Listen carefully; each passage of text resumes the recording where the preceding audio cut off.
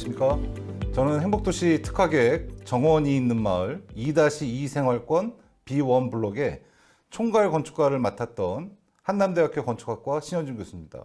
오늘 여러분들하고 같이 이 행복도시에서 지어지는 단독주택의 유형과 그 단독주택이 어떻게 진행이 되고 있고 어떤 방식을 통해서 이 단독주택이 이루어지는지에 대해서 여러분들하고 같이 제가 했던 작은 프로젝트를 공유하면서 그 얘기를 좀 전해드리려고 합니다. 전체적으로는 사업 수행 절차, 어떻게 이 프로젝트가 이제 시작이 되고 마무리가 되는가에 대한 얘기를 간단하게 말씀드리고요. 다음에 총괄 건축가가 하는 일이 무엇이 있는지, 그 디자인 가이드라인이라든가 지구 단위 계획, 시행 규칙에 대한 얘기를 조금 말씀드릴 겁니다.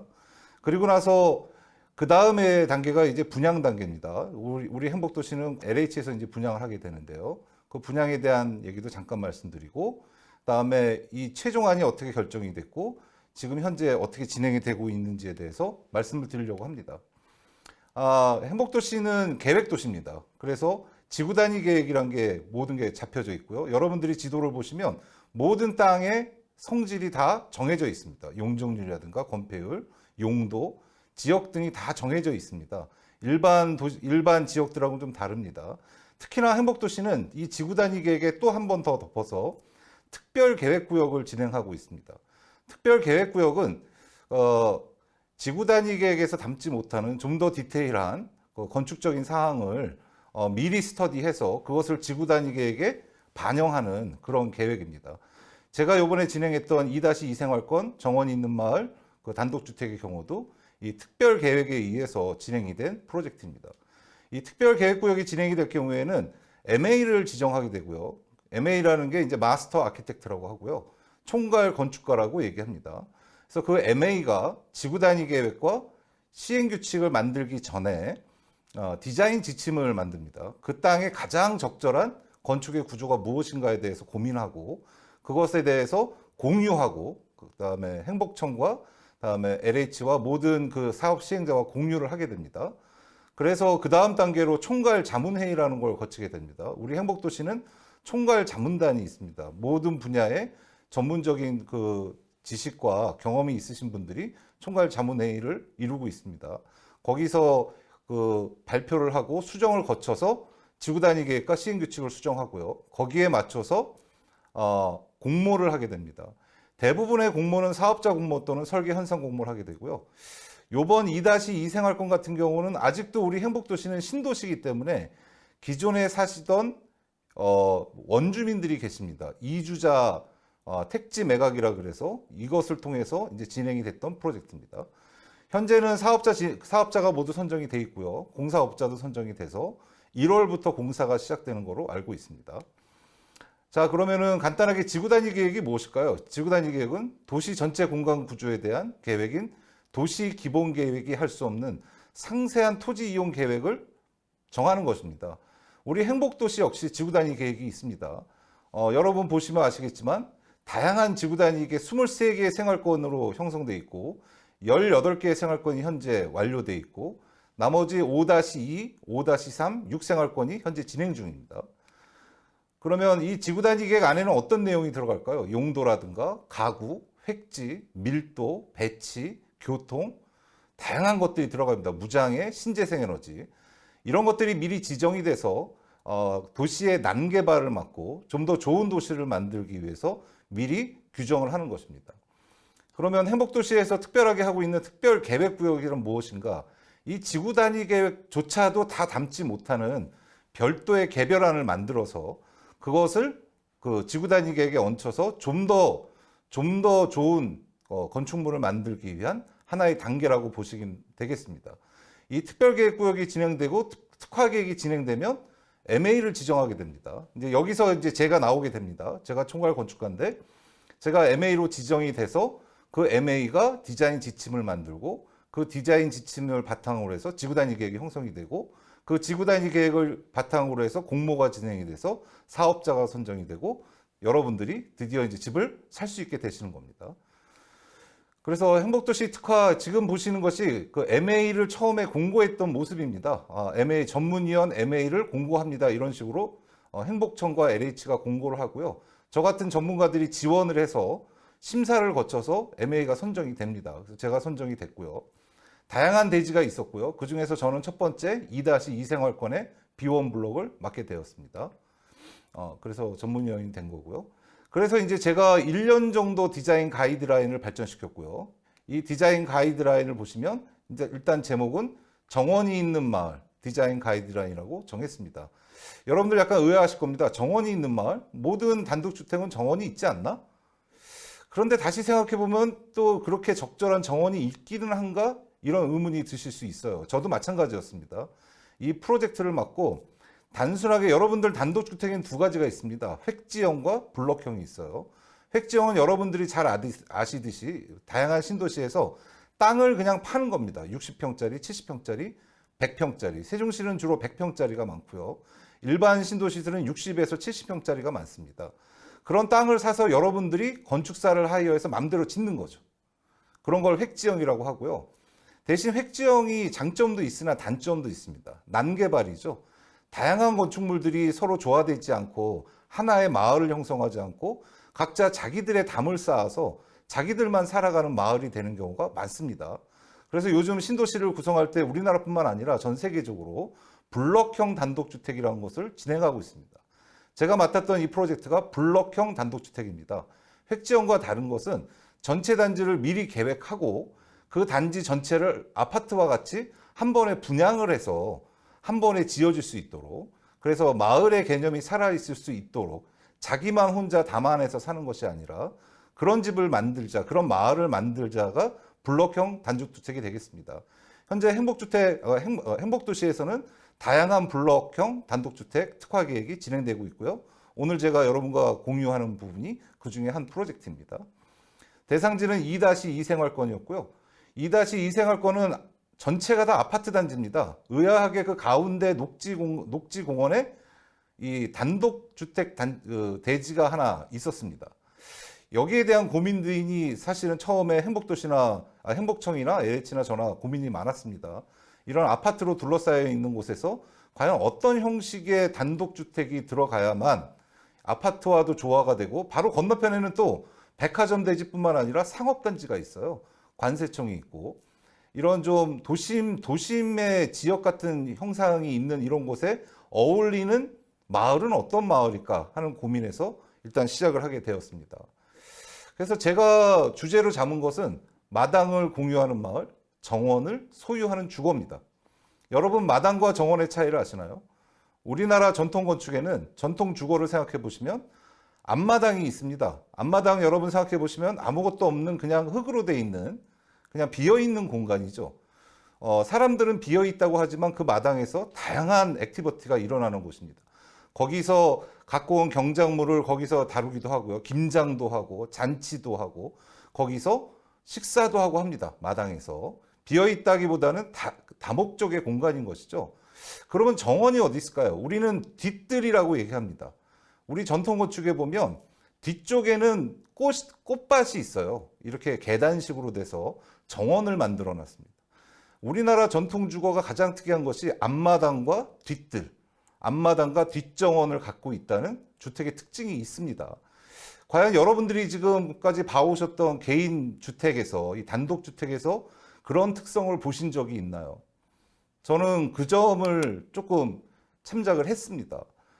저는 미국에서 한 20년 정도 살고 2013년에 이제 한국에 들어와서 한남대학교에서 이제 교직을 잡았는데, 여러분들 그런 말 많이 하죠. 해외를 가면 애국자가 된다고요.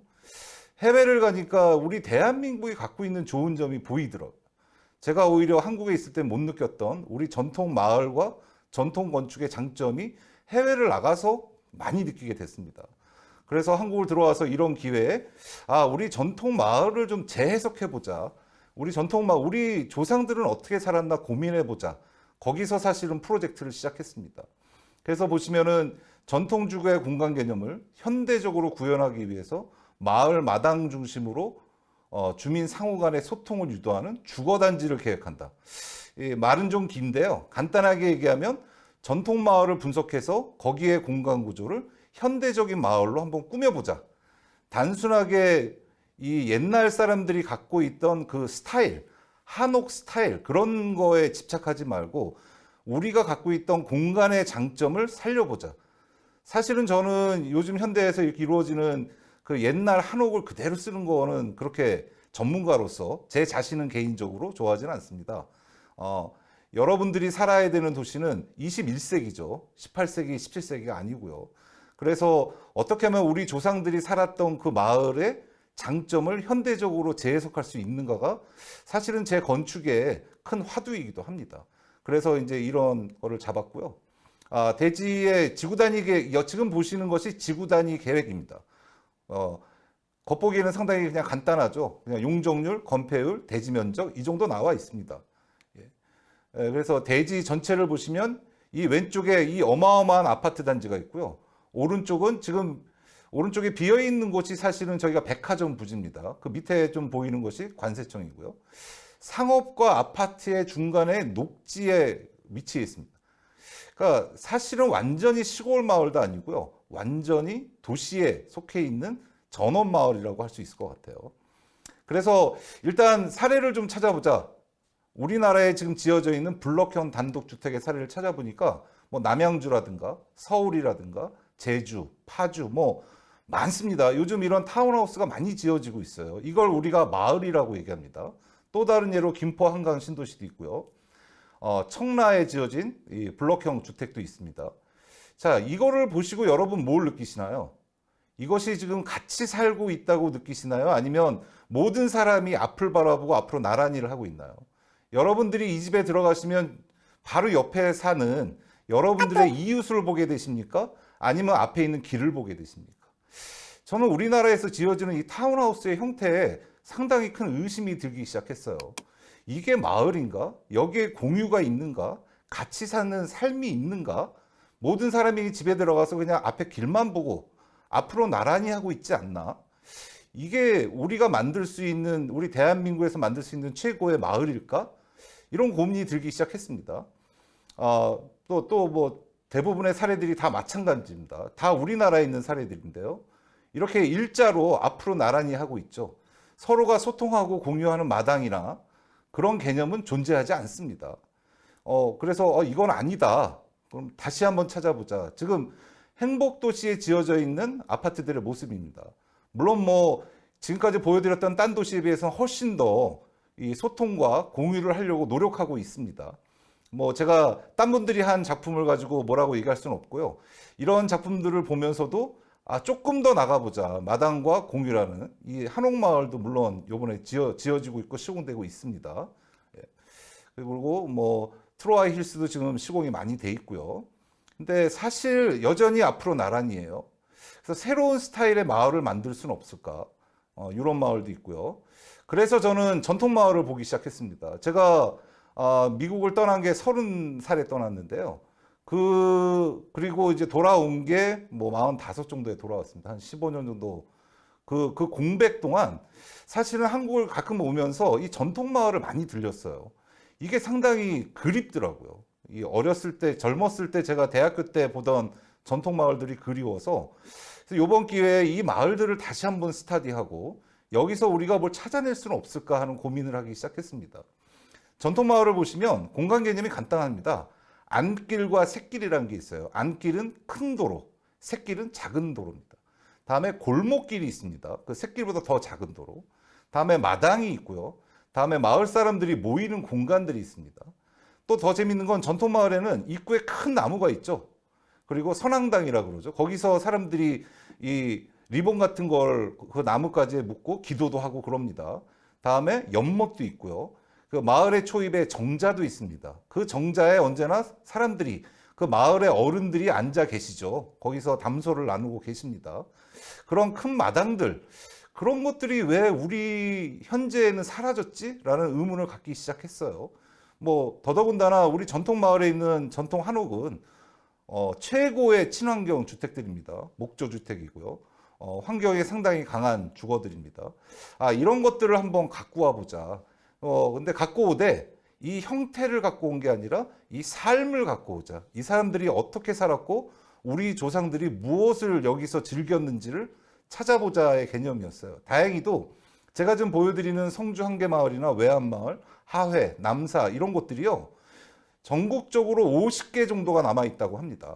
여러분들도 기회가 되신다면 꼭 한번 전국을 돌아보시면 좋을 것 같고요. 대부분의 가구 수가 50에서 100가구 사이입니다. 왜냐하면 여러분들 아시지만 이런 전통 마을은 C종 마을입니다. 대표적으로 뭐 하회마을 같은 경우는 유씨 마을이라고 그러죠. 그래서 같은 성씨들이 모여 있는 곳이기 때문에 아주 특수한 공간 구조를 갖게 된다고 할 수 있습니다. 그래서 성주 한계마을의 모습이고요. 이 배치도나 이 사진들을 보시면 좀 특이한 걸 느끼실 거예요. 아까 앞에서 우리가 보던 앞으로 나란히가 아니네. 서로가 서로를 마주보고 묘한 공간들을 만들어내고 있네라는 느낌을 가지실 거예요. 그리고 각자 자기 집에 대한 개인의 그 한계도 확실히 갖고 있습니다. 왜? 담이 있으니까요. 근데 그 담이 여러분들 다 아시지만 높지 않아요. 한 1m에서 1.2m입니다. 그러니까 마음만 먹으면 볼 수 있고요. 이렇게 뒤꿈치를 들면 그 남의 집의 앞마당이 보입니다. 그런데 겸손한 마음을 먹으면 안 보고 지나갈 수도 있습니다. 아주 묘한 담의 높이죠. 그래서 서로 소통도 하면서도 프라이버시도 지키는 이 담장에도 저는 좀 관심을 갖게 됐고요. 이 아산은 상당히 가깝습니다. 여러분들 행복도시 오시게 되면 바로 아산의 외암마을을 한번 가보시기를 제가 강추드립니다. 이 외암마을은 담장이요 모두 돌로 되어 있습니다. 그래서 여기 촌주를 제가 만났는데 그 촌주, 그러니까 여기에 이제 C족의 그 증손자시죠. 그분이 하시는 말씀이 이 땅이 워낙 척박했다고 합니다. 옛날 조상들이 오셨을 때 흙을 파면 돌이 무지하게 많이 나왔대요. 그래서 이 마을은 모든 담장이 그 흙을 파서 농지를 만들고 남은 돌로 만든 담장입니다. 얼마나 의미가 있습니까? 담장을 외부에서 갖고 오는 게 아니고요, 재료를. 그 땅에서 그 재료를 찾아서 지은 우리 조상의 지혜가 보이는 것이죠. 뭐 하회마을도 있고요, 남사마을, 도래마을. 공통적으로 여러분이 느끼시는 것들이 이게 일방향은 아니구나. 집이 우리가 생각하는 아파트처럼 이렇게 일자로 지어지진 않고 있구나. 우리가 지금 우리나라 요즘 21세기의 화두가 다 남향인데요, 아파트가. 주거는 사실은 남향이 아닙니다. 여러분들 전통마을 가보시면 그 땅의 형상에 맞게 집이 지어져 있어요. 그리고 제가 미국에서 스터디할 때 그 독일의 한 연구자가 그런 얘기도 했습니다. 아파트는 사실은 남향이 좋습니다. 전문가로 제가 봐도. 왜냐하면 남향으로 오픈되어 있는 면이 한 면밖에 안 되잖아요. 빛을 받을 수 있는 곳이 그 네 면 중에 한 면밖에 안 됩니다. 그래서 남향이 필수적이에요. 하지만 개인주택은 다릅니다. 개인주택은 사면이 외기에 오픈되어 있어서요. 동양의 빛도 받고 아침에, 서양의 그 저녁에는 지는 해, 석양의 해도 받고, 북쪽에 있는 빛도 받고요. 남쪽에 있는 빛도 받고. 사실은 그래서 개인주택은 향이 그렇게 예민하지 않아요. 여러분들 개인주택에 살아보신 분들 얘기하십니다. 오히려 동쪽으로 향해 있는 집을 사시는 분들은 아침이 너무 아름답다고. 또 서양에 계신 분들은요, 저녁에 석양이 너무 아름다워서 거기서 저녁 먹으면서 너무 행복하다고. 그래서 사실은 개인주택은 향을 그렇게 고집할 필요가 없었는데 아마도 아파트의 영향인 것 같아요. 이 타운하우스나 이런 마을을, 이런 단체 마을을 지을 때도 다 남향으로만 지으려고 노력을 합니다. 그래서 저는 그거를 깨야겠다. 그거보다는 이미 이제 저는 친환경 전문이기 때문에 그게 에너지나 이런 거에 그렇게 절대적인 영향이 안 미친다는 걸 제가 확신했기 때문에 향에서 해방되자. 오히려 사람들의 커뮤니케이션을 만들자라는 쪽으로 이제 갔습니다. 그래서 이런 이제 다양한 마을들이 있었고요.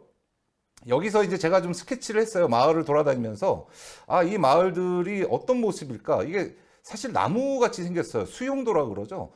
이 큰 길이 있고요. 안길이. 다음에 샛길이 있고 다음에 골목길이 있고. 참 마을들이 아름답습니다. 이런 위계가 있는 거죠. 처음에 여러분들이 보셨던 요즘 지어지는 타운하우스에 없는 모습들이죠. 자연스럽게 대지에 붙어 있는 모습입니다. 서로가 그 길과 집들이 다 연관돼 있고 자연과 나무와 담이 다 섞여 있는 모습이에요. 그래서 위계가 느껴지죠, 사실은. 왜냐하면 뭐 아까도 말씀드렸지만 이게 C족 중심의 마을이기 때문에 여기에는 사당이 있어요. 맨 끝쪽에 사당이 있고 맨 앞쪽에 정자가 있습니다. 예, 우리가 만들려는 마을에는 그런 것들이 있나요? 이 마을에 어른들이 나와서 쉬실 수 있는 공간이 있을까요? 아까 같은 타운하우스에 그런 걸 발견할 수 있을까요? 저는 그런 데서 의문을 좀 던졌습니다.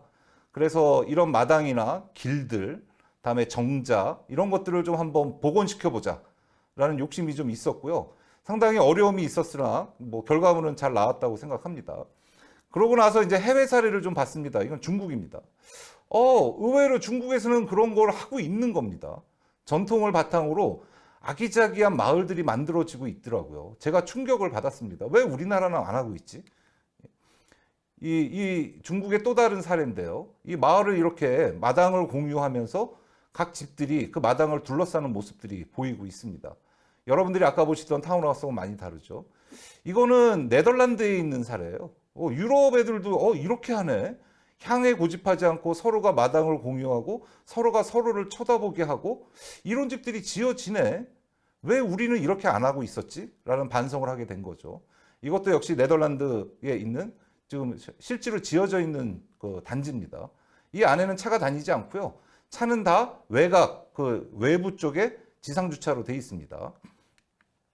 그래서 일단 디자인 계획을 시작해 보자. 그래서 기본 구상으로 마당을 공유하는 마을, 전통 마을과 전통주거의 장점을 최대한 이용하고 보행자만의 마을 공간을 창조하고 서로 소통하는 주거를 만들자. 왼쪽에 있는 스케치가 나간읍성입니다. 제가 나간읍성에 가서 직접 제가 스케치를 했어요. 한 3시간 정도 걸렸습니다. 걸어다니면서 스케치를 해서. 너무 재밌게, 정말로 재밌는 마을이더라고요. 그래서 그런 집들을 한번 만들어 보자. 각 주거는 정원을 독립적으로 갖고 있대. 마당은 서로가 공유하는 그런 마을을 만들어 보자. 이제 그렇게 시작이 됐습니다. 그래서 제 디자인 지침의 초기안입니다. 아마 오른쪽에 배치도 보시고 여러분들 좀 깜짝 놀라시는 분들도 계실 것 같아요. 그동안 봐오던 우리의 타운하우스하고는 모양이 많이 다릅니다. 물론 땅의 면적에 한계가 있어서 주차는 모두 지하로 풀었습니다. 지상에는 모두 보행자 공간이고 차가 없는 공간이죠. 다음에 군데군데 정자 같은 공용시설들도 있고요. 다음에 우리 전통마을이 갖고 있는 큰 식수도 하나 했습니다. 예, 그리고 이 마당들이 군데군데 한 4군데 정도 흩어져 있고요. 각 집이 자기의 정원을 갖고 있습니다. 그래서 프라이버시도 지키면서 공공성도 같이 갖는. 그러니까 요즘은 이 단독주택을 질 때 담장을 못하게 해요. 그래서 이 담장이 없으니까 사실은 개인 집에 살면서 집안에서 속옷을 입고 있을 수가 없어요. 밖에서 안이 보이기 때문에. 저는 그것도 좀 잘못됐다고 생각해요. 그래서 우리 행복도시는 담장의 높이를 1.2m로 제한하고 있습니다. 그리고 투시형이 되게 돼 있어요. 근데 그것도 약간 좀 문제가 있는 거 아닌가. 한 1.2m 정도는 투시형이 안 돼도 그래도 그 프라이버시를 지킬 수 있고 시선적으로는 서로 교류할 수 있거든요. 그런 점들도 요번에 반영을 좀 했습니다. 그래서 배치도의 모습이고요.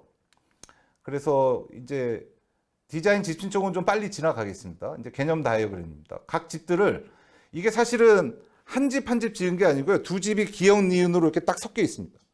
그러니까 마을만이 아니라 집 자체도 서로 같이 사는 집, 이런 공유의 개념을 좀 넣고 싶었습니다. 그래서 이 그림을 보시면 두 집이 서로 섞여 있죠. 네. 근데 결과물은 저게 이렇게 완전히 섞이지 않고 반 딱 나눠졌어요. 왜냐하면 실제 그 입주자분들하고 회의를 했는데 소음 문제를 말씀하시더라고요. 왜냐하면 제가 남의 집 위에 있게 되니까 요즘 우리나라 사람들 소음에 상당히 예민합니다. 그래서 제가 건축가로서 그래 그거는 지켜줘야겠다 해서 사실은 그냥 반을 나눠서 왼쪽 한 집, 오른쪽 한 집 이렇게 돼버렸지만 글쎄요, 지금 아직도 조금 아쉬운 감정은 좀 있습니다. 물론 처음에 시작할 때 대안 분석을 좀 했습니다. 오른쪽에 이제 단독택지형이라든가 로우하우스형, 지금 우리나라에서 지어지는 모습들이죠. 여러분들이 그동안 많이 봐오던. 그리고 제가 이제 실현하고자 하는 저밀 도시형 집합주택입니다. 그래서 첫 번째 대안으로 진행을 하게 됐고요. 배치도의 모습이고요. 그래서 아까 말씀드린 안길, 단지 내 큰 길을 먼저 계획을 했고요. 그 큰 길에서 골목길이 나옵니다. 그러니까 여러분들이 이 마을에 들어가시면 내가 어디에 있는지 정확하게 인지할 수 있도록 길의 폭이나 길의 성질을 다르게 했습니다. 안길과 다음에 이 골목길의 성질을 다르게 했습니다. 중간중간에 저런 정자도 만들었고요. 그래서 사람들이 모일 수 있는 곳도 만들었고 여기서 소통과 교류가 일어나는 곳이죠. 이 뒤쪽의 모습이고요. 다음에 우리 옛날에 그 옛날 마을에서 담당했던 사당의 역할, 원래 사당이라는 곳이 제사를 지내면서 마을 사람들이 다 모여서 거기서 집안 얘기를 하게 되죠. 집안의 미래라든가 집안의 대소사 얘기를 사당에서 하게 됩니다. 제사를 지내면서. 요즘은 그런 마을이 이제 여러분들의 생활에서 많이 사라졌지만 이 마을에서는 이런 공용 커뮤니티 센터를 만들어서 마을의 대소사를 여기서 마을 사람들이 모여서 얘기하게 하자. 여기에 그래서 여기가 하나의 사랑방이 되게 하자. 이제 그런 생각으로 이제 공용 커뮤니티 공간을 만들었고요. 그다음에 그 길거리에 있는 그 스트리트 퍼니처, 벤치라든가 전등이라든가 조명이라든가 이런 것도 좀 신경을 많이 썼습니다.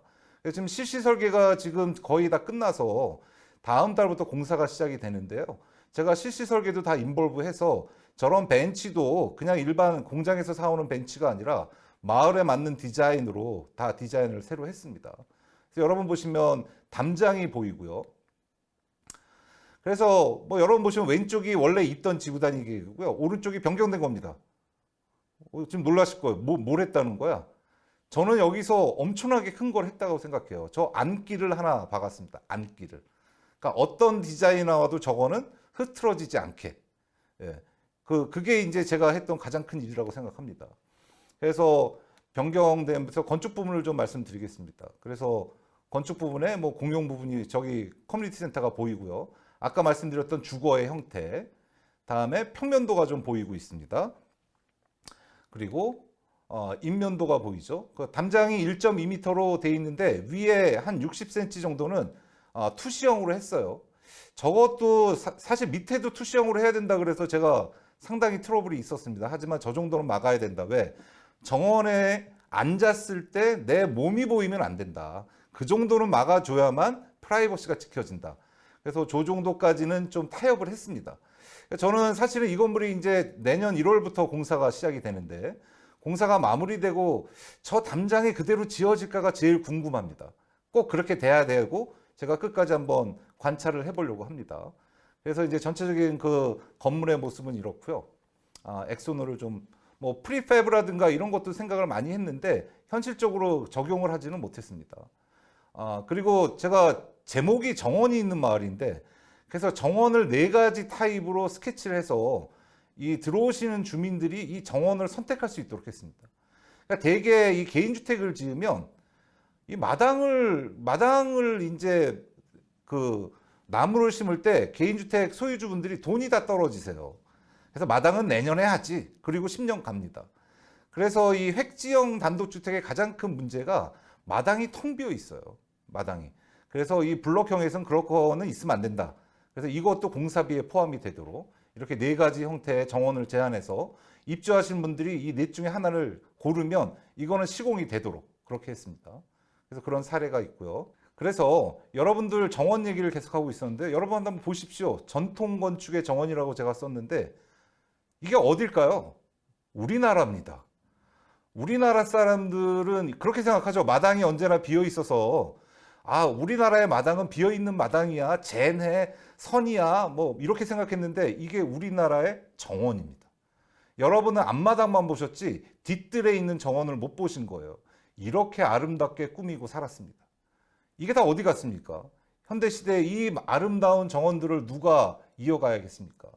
그래서 사실은 제 마을에 이름이 정원이 있는 마을이라고 한 이유도 여기에 있습니다. 그래서 아까 그 담장에 대한 말씀을 좀 드렸고요. 담장도 다양한 사례를 제공해서 이제 진행하려고 합니다. 이렇게 해서 결국은 디자인 지침을 만들고 여기에 대한 이제 부분적인 이제 모습들이죠. 이 복도들이 그 골목길들이 보이고 이런 사례들을 다 넣어서요. 조금씩 좀 일찍 빨리 지나가겠습니다. 여러분들은 이제 이것을 이제 지구단위 계획과 시행 규칙에 넣게 됩니다. 지금까지 디자인 지침은 사실은 법이 아니에요. 법규가 아니기 때문에 안 따라도 그만입니다.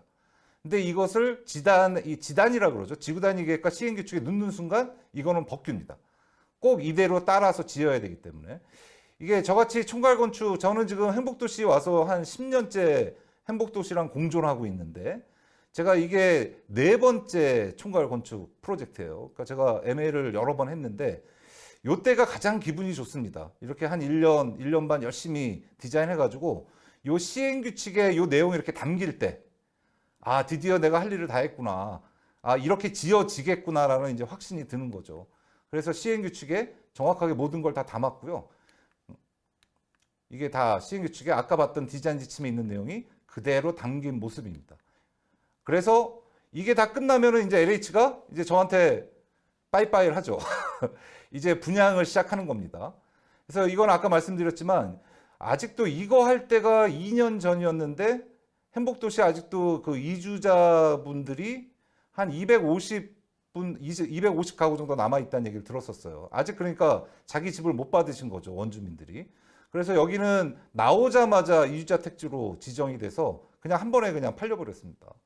그래서 저는 공모도 좀 하고 싶었고 조금 이렇게 사회적인 이슈도 만들고 싶었는데 외부에 오픈되지 않고 그냥 팔려버렸어요. 그래서 너무 아쉬웠는데 이번 기회에 여러분들하고 이거를 공유할 수 있어서 너무 기쁜 마음입니다. 그래서 이주자 택지가 공지가 됐고요. 그래서 현상설계, 이주자 택지 조합에서 자체적으로 현상설계를 했습니다. 그래서 이 회사가 이 지구단위 계획과 시행규칙을 참고해서 만든 모습입니다. 이게 이제 최종의 모습입니다. 물론 뭐 계단실도 좀 생기고 폭도 좀 늘어나고 약간의 변경은 있지만 어떻게 느끼실지 모르겠습니다. 저는 거의 그대로 이 최초의 이 전통 마을의 안길과 샛길, 정자 이런 그 개념들이 그대로 살아있는 거 아닌가. 예, 이게 이제 길거리에서 보는 모습이고요. 그래서 정확한 위계를 보고 뭐 향을 남향으로 다 만들지도 않았고요. 각 주택들의 앞에 담장도 그대로 이렇게 지어질 겁니다. 그래서 여러분들도 그래서 이게 지금 평면의 모습이고요.